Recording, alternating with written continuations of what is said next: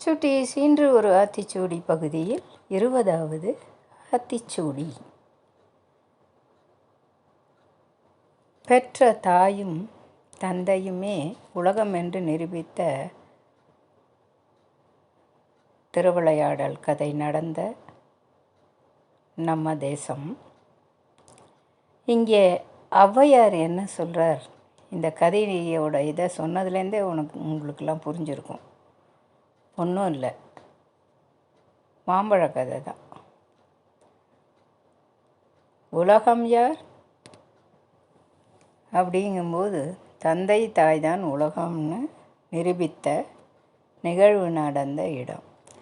ஔவை என்ன சொல்லியிருக்கா அதுக்கு அப்படின்னா, இன்றைய காலகட்டங்களில் சுட்டீஸ் ரொம்ப பெற்றோரை பாதுகாப்பது கடினமாகி கொண்டிருக்கிறது.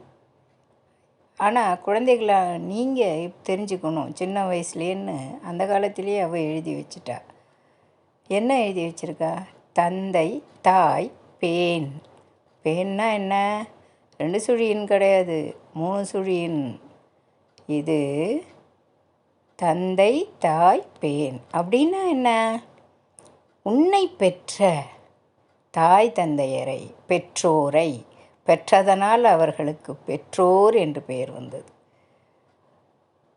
அவர்களை நீ இளமை பிறந்து வளர்ந்து இளமையான காலம் பூரா உங்களை வளர்த்து ஆளாக்கி நல்லதொரு நிலையில் இருக்கச் செய்த அந்த பெற்றோர் உங்களைப் போல் சிறு குழந்தையாக முதுமையில் மாறுகின்ற பொழுது அந்த பெற்றோர்களை பாதுகாக்க வேண்டும் என்பதைத்தான் ஔவை அழகாக தந்தை தாய் பேன் அப்படின்னு இளவயதிலே நீங்கள் தெரிஞ்சுக்கணும்னு சொல்லியிருக்கா.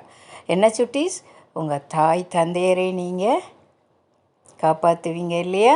கவனிச்சுப்பீங்களா? அவங்கள பாதுகாப்பீங்களா? சிறப்பாக பாதுகாக்க வேண்டும். நன்றி.